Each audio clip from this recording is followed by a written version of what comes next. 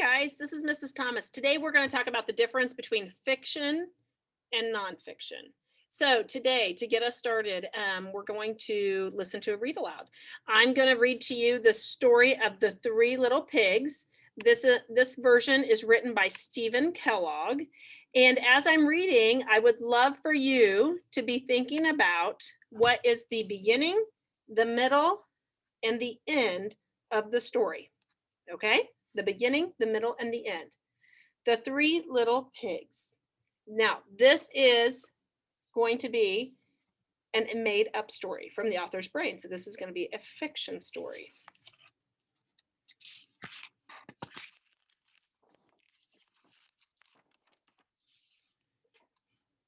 Seraphina Sow had 3 piglets to raise. Their names were Percy, Pete, and Prudence. Money was tight and times were tough until suddenly one night Seraphina had an amazing dream. "I want to bring waffles to the world," she cried. Seraphina bolted an old waffle iron to a set of wheels and installed a system of tanks, pipes, and hoses. Then she filled the machine with waffle batter, maple syrup, butter, and powdered sugar. Each morning at dawn, the family pushed Seraphina's invention from hamlet to hamlet, delighting passerbyers with their delicious waffles. Soon, Seraphina was able to enroll her piglets at Hog Hollow Academy.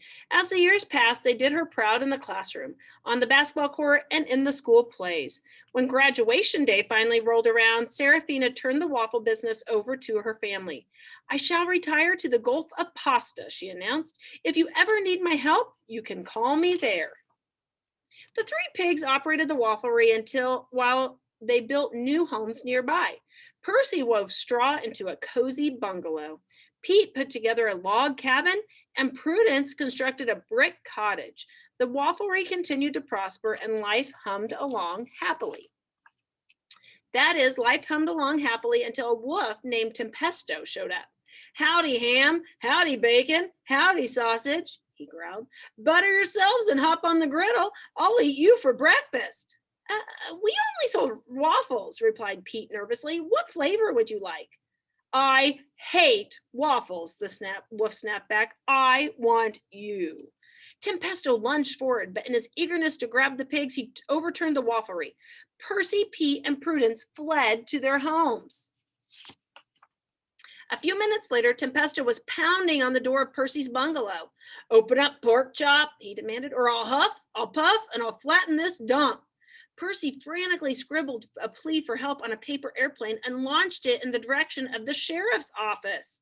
Suddenly, with a blast like a typhoon, Tempesto demolished the straw house, and Percy's possessions were scattered hither and yon across the county. Percy's paper airplane caught the attention of Sheriff Sheep, but before he could grab it, Percy's bathtub plunged to earth like a meteorite. Bruh.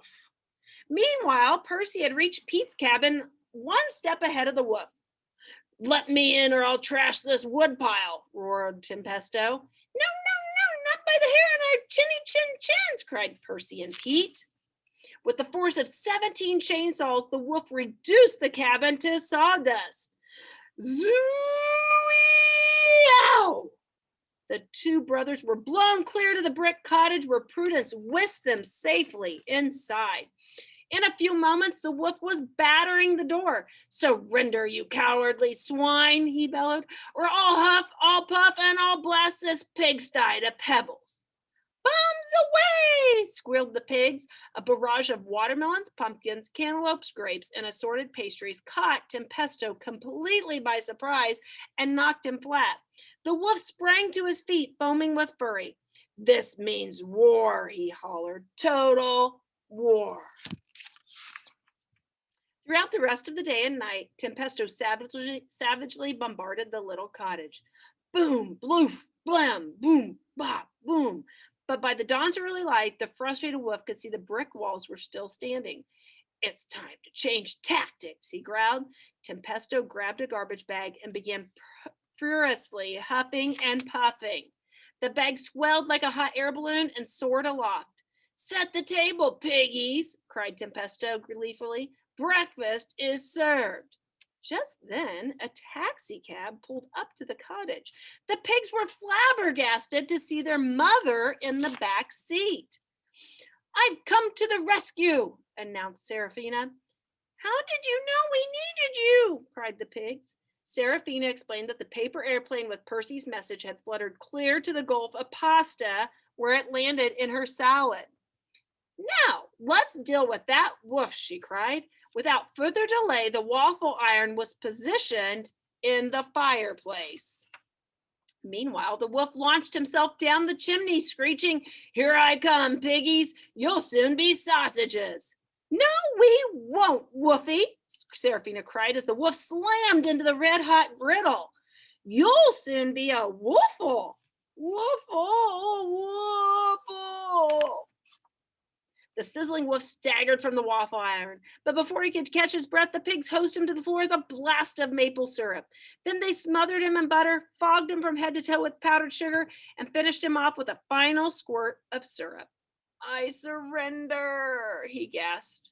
Although the emergency was over, Seraphina admitted she was not eager to return to retirement. The news brought cheers from her family. They loaded Tempesto into the taxi and sent him to the Gulf of Pasta in her place. Soon afterward, Percy, Pete, and Prudence married their childhood sweethearts, and it wasn't long before Seraphina found herself surrounded by dozens of grandchildren. The new family members expanded the business, and soon there were waffleries all around the world. "My dream has come true," sighed Seraphina.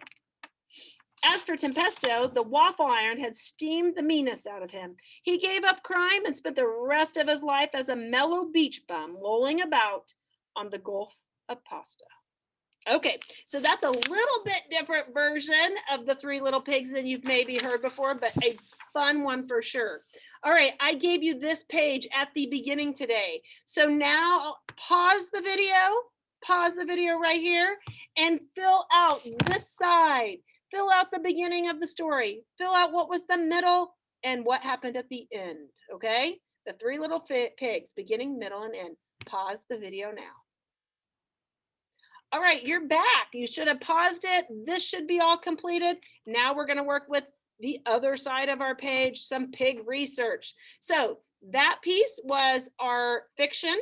Now we're going to do nonfiction. We're going to see the differences. So to get our nonfiction in, we are going to go to Pebble Go. If you have the app, you can do that. If you do not, you can go to the library page and click on Pebble Go.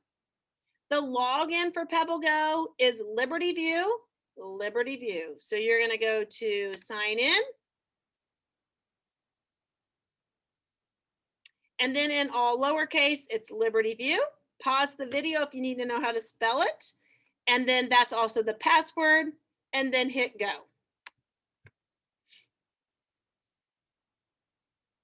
Once I'm here, I can click on animals, and I'm going to search for pigs. I don't want guinea pigs. I want plain old farm pigs. Animals.